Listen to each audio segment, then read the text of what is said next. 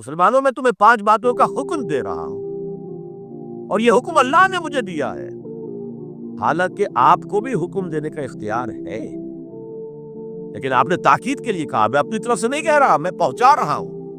انی آمرکم بخمس اللہ امرنی بہن بالجماعت والسمع والطاعت والہجرت والجہاد فی سبیل اللہ۔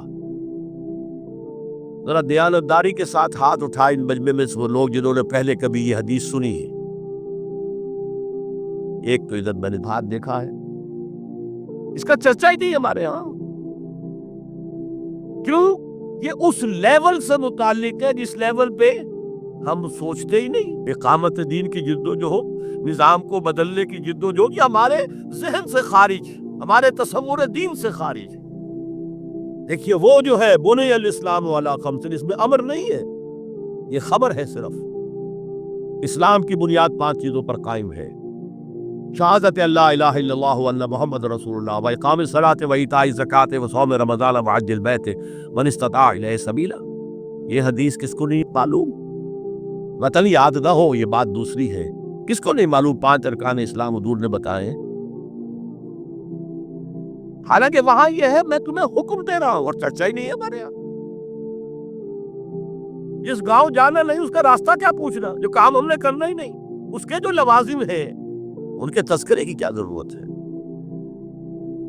یہ ہے ہمارا اس وقت کا عام مسلمانوں کا تصور۔ زیادہ سے زیادہ یہ کہ دین کو پھیلاؤ، پہنچاؤ، کتابوں سے، رسالوں سے، ویڈیو سے، آڈیو سے، مواعظ سے، درس قرآن سے، ترجمہ قرآن سے، یا تو یہ کہ اپنی ذاتی نیکی کا تصور ہے، اور یا پھر اس سے اوپر صرف یہ دعوت و تبلیغ۔ اس سے اوپر کی تیسری منزل جسے اقامت دین کہا جائے، جو خصوصی الفاظ حضور کے لیے 3 مرتبہ قرآن میں آئے: هو الذی ارسل رسولہ بالہدی ودین الحق لیظہرہ علی الدین کلہ۔ کسی اور نبی کے لیے 1 دفعہ بھی نہیں آئے، حضور کے لیے 3 دفعہ آئے۔ سورہ توبہ، سورہ فتح، سورہ صف۔ یہ چونکہ چیز ہمارے ذہنوں سے نکل گئی ہے، لہذا اس کے جو متعلقات ہیں اس کی طرف بھی توجہ نہیں ہے۔ سیدھی سی بات ہے، منطقی بات ہے۔ جس گاؤں جانا نہیں اس کا راستہ کائے کو پوچھنا؟ یہ 5 چیزیں ہیں لازم۔ جماعت کی شکل میں رہو، یہ بھی فرمایا علیکم بالجماعہ، یہ حضور کی حدیث ہے، علیکم بالجماعہ، لازم جماعت کی شکل میں رہو۔ اور حضرت عمر کا قول ہے، اور آپ کو معلوم ہے کہ صحابی کا قول بھی حدیث کہلاتا ہے۔ حضرت عمر فرماتے ہیں لا اسلام الا بالجماعہ ولا جماعہ الا بالامارہ ولا امارہ الا بالاطاعہ۔ کوئی اسلام بغیر جماعت کے نہیں، کوئی جماعت بغیر عمارت کے نہیں، اور کوئی عمارت بے فائدہ ہے اگر اس کی اطاعت نہ ہو۔ تو پہلا حکم بالجماعہ والسمع، اور سنو، سننے کے لیے وابستہ رہنا ہوگا۔ وابستہ رہ شجر سے امید بہار رکھ۔ اب یہ نہیں ہو سکتا تھا کہ حضور پر کوئی بات آئی ہے تو آپ خود ہر ایک کے گھر جا جا کے اس کو پہنچائیں۔ آپ وابستہ رہے اس نظم جماعت کے ساتھ، جیسے کہ درخت کا پتا جو ہے اس تک بھی جڑ سے لے کر جو غذا آ رہی ہے درخت کے پتے تک پہنچ رہی ہے۔ تو پیوستہ رہے شجر سے امید بہار رکھ، اس پیوستگی کے ساتھ، تاکہ وہ سارے احکام آپ تک خود بخود پہنچے۔ وطاع، اور اطاعت۔ 3 چیزیں ہو گئی، بالجماعت والسمع والطاعت والہجرت والجہاد فی سبیل اللہ۔ اور میں اس کی حقیقت پہلے بھی بیان کر چکا ہوں۔ ہجرت، اس کی بنیاد کیا ہے؟ حضور سے پوچھا گیا ای الہجرت افضل یا رسول اللہ، اے اللہ کے رسول سب سے اعلیٰ اور سب سے افضل ہجرت کون سی ہے؟ فرمایا ان تہجر ما کرہ ربک، ہر اس چیز کو چھوڑ دو جو تمہارے رب کو پسند نہیں ہے۔ آج اپنے گریبان میں جھانکیے، جو چیز زندگی میں غلط ہے شریعت کی روح سے طے کیجئے کہ اب نہیں ہوگی، اب ختم کر دوں گا، ہجرت شروع ہو گئی آپ کی۔ ان تہجر ما کرہ ربک، ہر اس چیز کو ترک کر دو، چھوڑ دو جو تمہارے رب کو پسند نہیں ہے۔ اور آخری ہجرت تو آئے گی وہ اقامت دین کے آخری مرحلے میں، جب اقدام ہوگا، جب نظام کو چیلنج کیا جائے گا، پھر جو ہجرت ہوگی وہ فرض ہجرت ہوتی ہے۔ مدینے کی ہجرت فرض تھی، ہجرت حبشہ فرض نہیں تھی۔ وہ تو جن لوگوں کی ہمت جواب دے رہی تھی اور جو پرسیکیوشن ہو رہی تھی اور جو تشدد ہو رہا تھا اس کو برداشت نہیں کر پا رہے تھے، انہیں اجازت دے دی گئی کہ ٹھیک ہے چلے جاؤ، حبشہ کی طرف ہجرت کر جاؤ۔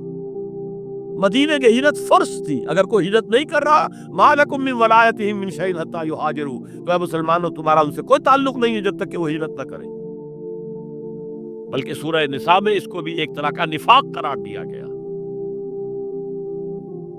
تو وہ ہجرت بڑی ہجرت ہے، گھر بار چھوڑ کر، اور مکے والے جو گئے تھے چھوڑ کر، وہ قریش کے بھیڑیوں کے رحم و کرم پر چھوڑ کر گئے تھے اپنے گھر والوں کو، اور ان کا سارا گھر کا سامان لوٹا گیا تھا، اور اس سارے سامان سے وہ کیپٹل فراہم کیا گیا تھا جس کو لے کر ابو سفیان کا قافلہ گیا تھا شام کی طرف، جس کا حضور نے پیچھا کیا تھا لیکن وہ نکل گیا تھا۔ جب وہ واپس آ رہا تھا تب حضور نے پھر اس کو کنفرنٹ کرنے کے لیے مدینے سے باہر نکل کر پروگرام بنایا، لیکن وہ اللہ کو کچھ اور منظور تھا، ادھر سے لشکر آ گیا اور جنگ ہو گئی، جنگ بدر ہو گئی۔ تو ہجرت کیا ہے؟ شروع سے ہجرت کیا ہے؟ ان تہجر ما کرہ ربک، اور سب سے اوپر کیا ہے؟ گھر بار، اپنے آباء و اجداد کی وطن جہاں آپ کے آباء و اجداد دفن ہے، چھوڑو، جاؤ، اور جاؤ وہاں جہاں پوری طاقت مرکوز ہو جائے تاکہ آپ نظام باطل کو چیلنج کرنے کے لیے ساری طاقت ایک جگہ جمع کر سکیں۔ اور جہاد پوچھا گیا ای الجہاد افضل یا رسول اللہ، سب سے افضل جہاد کون سا ہے اللہ کے رسول؟ فرمایا ان تجاہد نفسک فی طاعت اللہ، کہ اپنے نفس کے خلاف جہاد کرو، اسے اللہ کا مطیع بناؤ۔